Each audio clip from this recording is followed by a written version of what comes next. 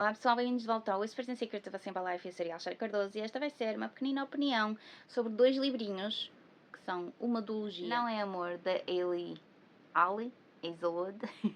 Sim, finalmente li qualquer coisa dela. Curiosamente, eu peguei no segundo, na Feira do Livro de Lisboa, que é o Romance de Verão Problemático. Gostei muito da capa, gostei muito do cenário siciliano de Itália, que é um dos meus países que está na minha lista de visita.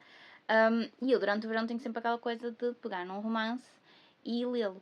E então, o rapaz que estava na banca foi muito simpático, disse-me que estava em pré-venda no site, mas que eles estavam a aproveitar os últimos dias da feira para começar a vendê-lo, não é? E então eu aproveitei e trouxe. Depois, acho que se não foi no último, foi no penúltimo, porque este ano fui 4 dias a Lisboa. Acabei por trazer o primeiro, porque ele tem aqui, não sei se conseguem ver, um grande corte e estava na pilha dos danificados e trouxe-o também. Meter-me neste mundo da Ali Hazelwood que muita gente anda a falar, até porque vem aí uma adaptação de um dos livros dela para, não sei se será para o cinema ou será para algum canal de streaming. A Hipótese do Amor, The Love Hypothesis, acho que é assim que se diz em inglês.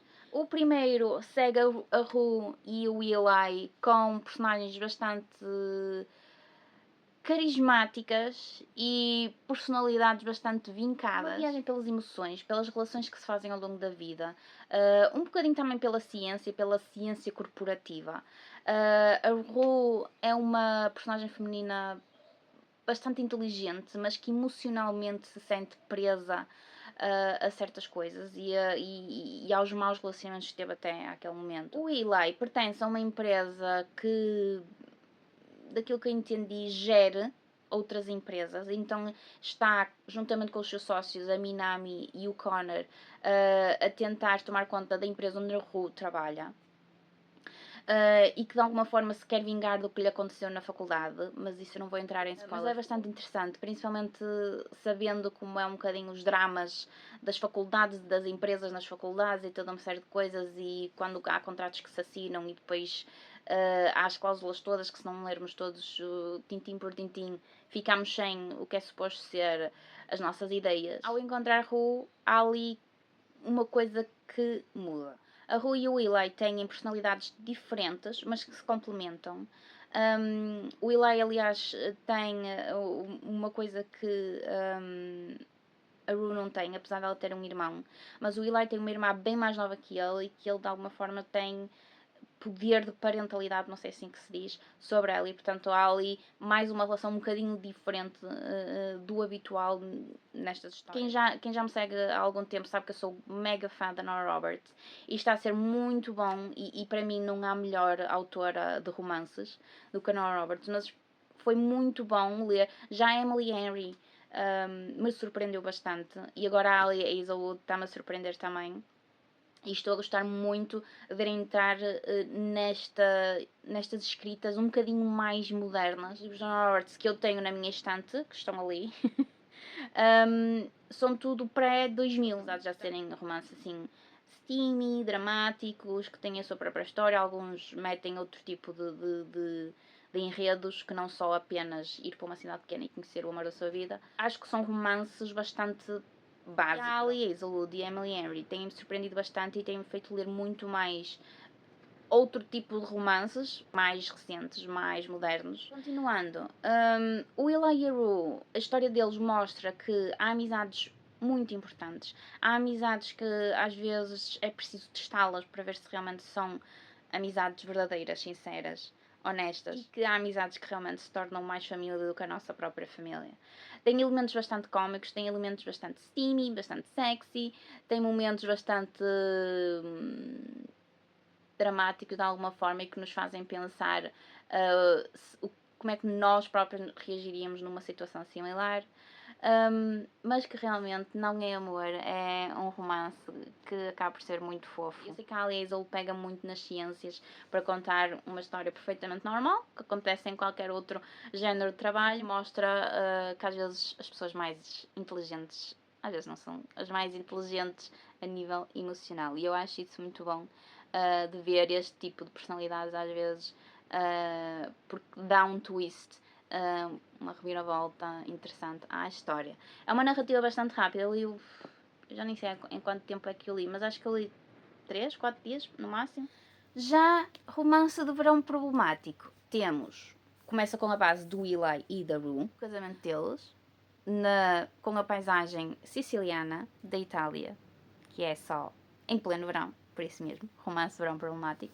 Mas aqui seguimos a história da Maya, a irmã mais nova do Eli, 14, 15 anos mais nova que o Eli, portanto há uma grande diferença de idade entre os dois, e Connor, o melhor amigo do Eli, que é 15 anos mais velho que a Maya. Neste nós temos só a perspectiva da Maya, e temos a perspectiva do Connor quando há diálogos entre os dois, porque em Não é Amor temos a perspectiva do Eli e da Rue, portanto os dois pontos de vista. A Maya é uma jovem bastante inteligente, com os seus problemas a nível emocional. Quando os pais deles morreram, ela teve que ser, portanto, o guardião parental dela, tornou-se o irmão mais velho, que fez tudo para que ela de alguma forma tivesse uma boa educação, tivesse uma boa vida, até porque de alguma forma já era adulto, já estava praticamente no mercado de trabalho quando realmente ela veio parar, entre aspas, às mãos dele. São irmão e irmã, não é que não soubessem um do outro, mas tiveram relações muito diferentes com o pai e com a mãe, enquanto que o Eli não sentiu tanto a perda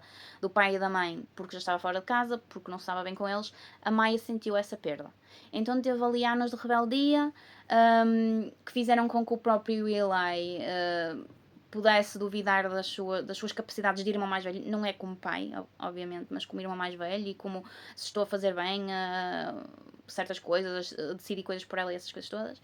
Mas quando ela realmente entra numa fase em que vai entrar a uma universidade, é-lhe dada a possibilidade de estudar fora dos Estados Unidos, e ela vai para Edimburgo.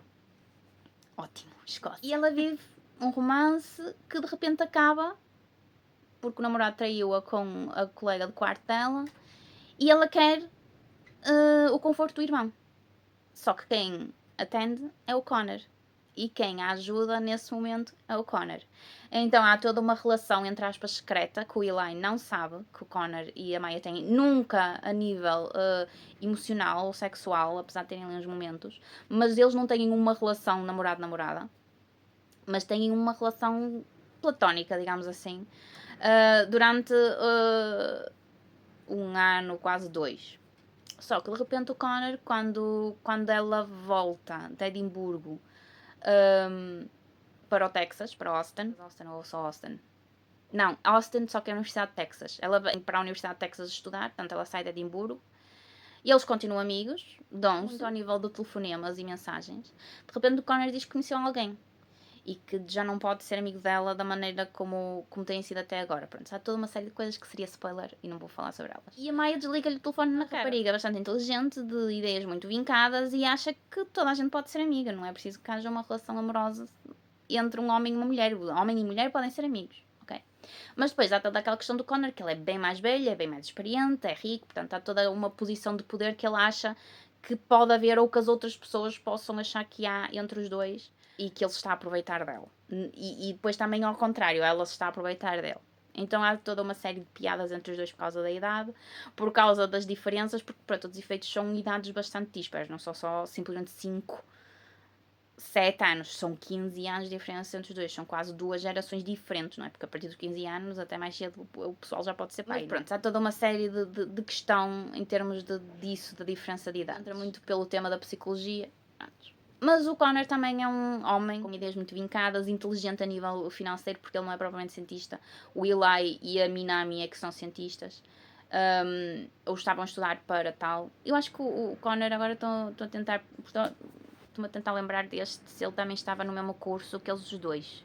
Mas ele é muito de cabeça, porque ele é quase, não é diretor financeiro, mas ele é que é o dono da empresa em que o Eli e a Minami trabalham, mas são todos sócios, pronto, toda uma série de coisas. Isto vai toda a gente que é importante para o Eli e para o ter a Cecília, estarem uma semana todos juntos para preparar a cerimónia de casamento pequenina região ao pé do Etna, e depois há uma série de reviravoltas. E pela primeira vez em 10 meses a Maya e o Connor encontram-se, amigos, não somos amigos, há as piadas do costume, não há, há momentos de drama em que eles têm algumas conversas sérias, não sei o quê, E é assim. Enquanto que a Maya acaba por ter o coração bastante aberto, apesar do último relacionamento que teve, que fez com que este relacionamento com o Connor acontecesse, ela é uma pessoa que tem o coração ao pé da boca e tem o coração aberto. Já o Connor não é, o Connor esconde muito. E a Maya começa a saber coisas sobre o Connor, começa a saber coisas que ele tem feito ao longo dos anos todos em que a conhece. Muito fofo e é um romance dramático e bastante emocional. Personalidades muito parecidas, mas ao mesmo tempo bastante dispares. Lá está, principalmente a nível emocional, por se complementar. E depois chega aquele momento em que coraçãozinho. A narrativa é bastante rápida. Eu li este mais depressa do que li. Não é, amor? Eu li este em 3 dias. É uma narrativa bastante rápida. Os flashbacks em Edimburgo e depois de volta a Austin e uma série de momentos, sempre do ponto de vista da Maya. Depois dá todo o drama do casamento do Eli e da Rue, porque eu não vou falar sobre isso porque acaba por ser engraçado, apesar de ser dramática. Como noiva não ia gostar o que aconteceu no livro acontecesse comigo. Muita comédia, muitas piadas, muita linguagem rude, de alguma forma até mais do que o primeiro. Ela não era suposto escrever este segundo livro, mas houve pessoas na vida da autora que disseram: não, tens que escrever, acho isto muito interessante. E então, Connor e Maya. Ela apresentou algumas personagens novas, não sei se ela algum dia pegará novamente nesta história e até podemos ver as personagens já mais velhas, se calhar já com filhos, já casados todos, pronto. Mas tem algumas personagens novas que não aparecem no primeiro, mas que seria interessante seguir se ela realmente voltasse a esta história. E por isso, nunca se sabe. Não fiquei desiludida em ler Ali Hazelwood. E portanto quero ler mais dela. E ela já tem uma série de livros já publicados. E este podia-se ler muito bem sem ler este, porque era isso que eu até ia fazer. Depois é que descobri que havia este, só que não queria estar a trazer mais um livro. Eu só trouxe este mesmo porque a bom preço. Porque nós não temos propriamente a história antes do Eli e da Rue, só temos o básico para saber que eles já eram. É o casamento do amigo do Connor e do irmão da Maya. Pode-se ler muito bem sem ler o primeiro, ok? Por isso, até à próxima. Eu sei, esta opinião já vai um bocadinho grande, mas eu também divaguei muito, não foi? Não faz mal. É verão. Se já leram estes livros, deixem o vosso comentário, vamos falar sobre eles. Se ainda não leram e querem ler alguma coisa, um romance simples, rápido, só para desanuviar das fantasias épicas todas que se anda a ler, ou das ficção científicas todas que se anda a ler, aconselho. Até à próxima. Tchau.